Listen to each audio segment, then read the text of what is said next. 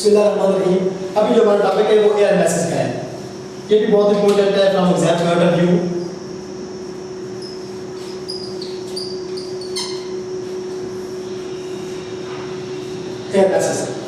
Air masses are basically a large parcel of air in the boundary layer of the atmosphere, which are formed because of the uniformity of temperature, density and humidity. Large parcel है इसके large parcel of air which are found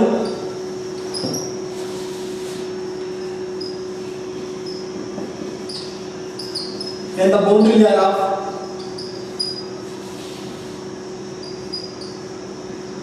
troposphere, having uniformity of temperature, humidity and density. होता कुछ इस तरह से कि हवा गर्म होकर ऊपर उठ जाती है। जब हवा गर्म होकर ऊपर उठेगी तो वो हवा जिसके टेम्परेचर ह्यूमिडिटी और डेंसिटी एक जैसी होगी, ये हवा ट्रोपोस्फीयर के अंदर जाके अपनी एक फैमिली बना लेगी। वो जो फैमिली अपने होगी ना उसको हम एयर मैस कहते हैं।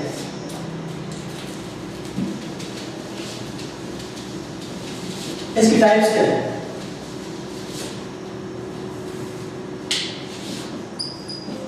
Classification of air masses. Principle से क्या है? पहला प्रिंसिपल हमारे पास on the basis of region है, इलाके के हवाले से हम एयर मैसेज को डिवाइड करते हैं। इसके वजह से देखें तो एयर मैसेज हमारे पास इस टाइप के है। ये हमारे पास ग्लोब है, ये इक्वेटर है, ये ट्रॉपिकल बेल्ट है और ये पोलर है। ऐसे ये ट्रॉपिकल बेल्ट है और ये पोलर है। हम बात कर रहे हैं पहले वाले एयर मैसेज की on the basis of region कि जिन इलाकों में वो डेवलप होते हैं।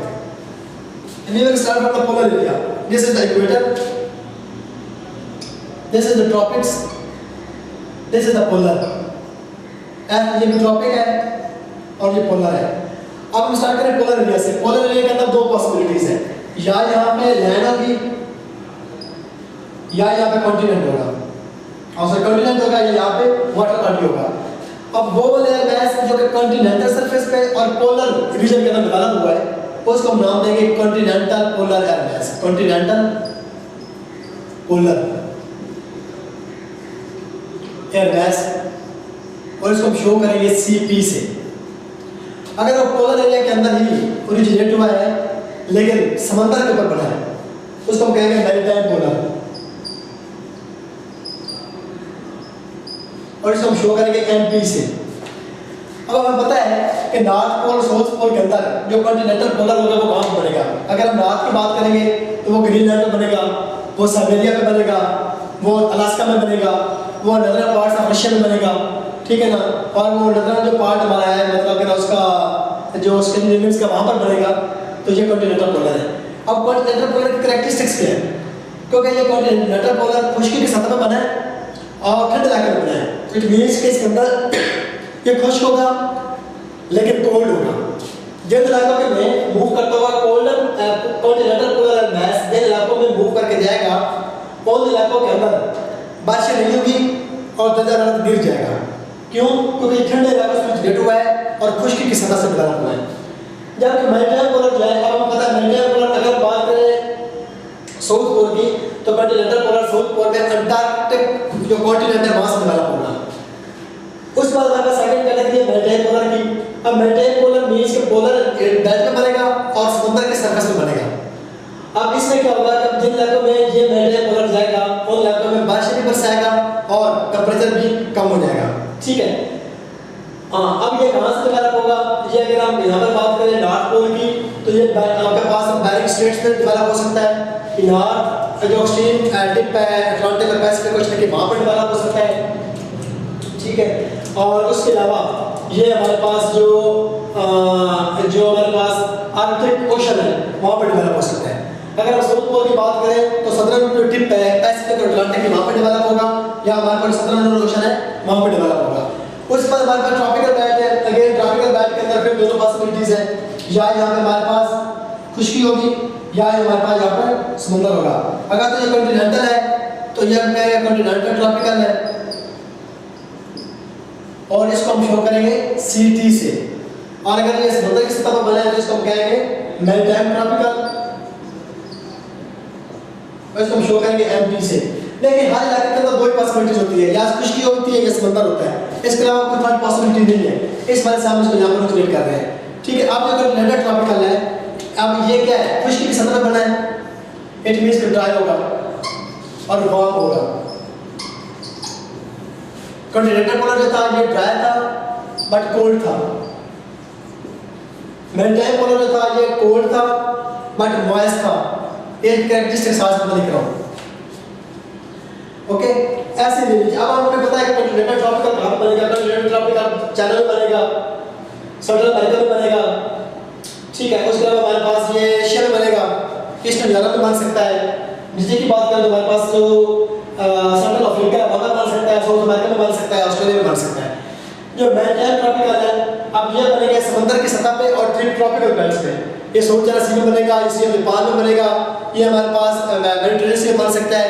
ये जो ट्रॉपिकल बेल्ट है पैसिफिक और अटलांटिक ओशन का वहाँ पर बन सकता है, ठीक है ना, और ये कैरिबियन सी में बन सकता है। उसके बाद हमारे पास जो ये होगा मैरीटाइम ट्रॉपिकल, मैरीटाइम ट्रॉपिकल जो है ये हमारे पास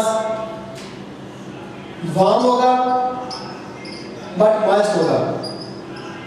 अब जिन इलाकों के अंदर मैरीटाइम ट्रॉपिकल मूव करता हुआ जाएगा उन इलाकों में दर्जा रहेगा, लेकिन बारिश बहुत होगी क्योंकि ट्रॉपिकल बेल्ट सर्कुलेट हुआ है। जबकि हमारे पास कॉन्टिनेंटल ट्रॉपिकल जिन इलाकों में जाएगा वहाँ पर ड्राइनेस भी वेल करेगी और गर्मी भी ज़्यादा होगी। मैंने कहा इक्वेटोरियल बेल्ट, इक्वेटोरियल बेल्ट के ऊपर सिर्फ एक ये हमारे पास बनता है एयर मास, उसका नाम देते हैं मैरीटाइम इक्वेटोरियल।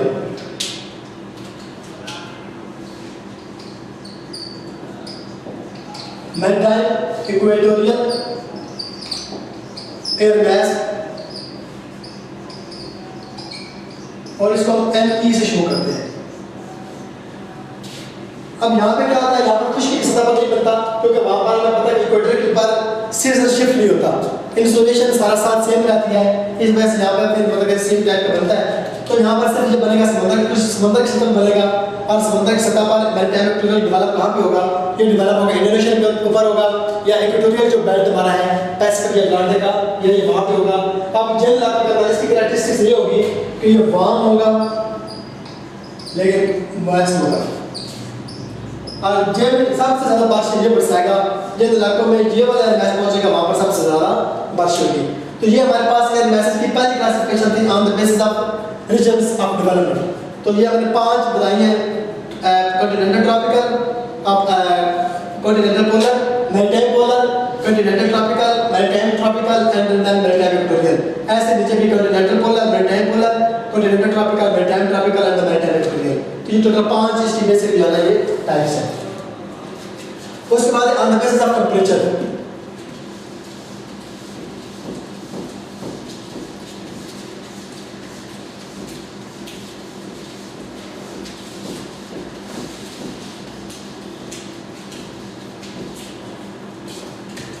सेकेंड कैटेगरी है on the basis of temperature.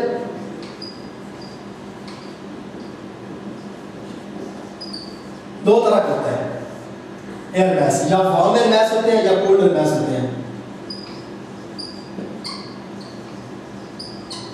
या कोल्ड एयर मास होते हैं।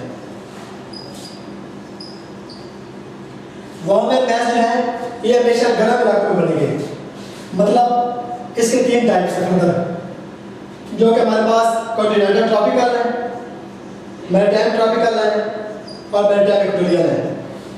कि ये वाले जो है warm air masses they will develop in the warm areas, the tropical areas और the equatorial areas.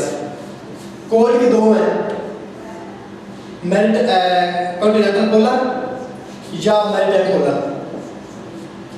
Cold air masses develop हो गए कोल्ड एरियाज में, पोलर एरियाज में, आइस कैप्स में, आइस बेल्ट्स में, और जो वार्म है ये बनेंगे हमारे पास वार्मर एरियाज, ट्रॉपिकल जोन्स में बनेंगे या इक्वेटोरियल जोन्स में बनेंगे।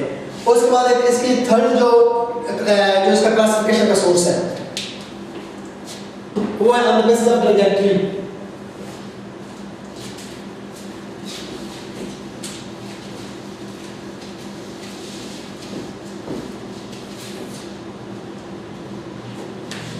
on the basis of trajectory.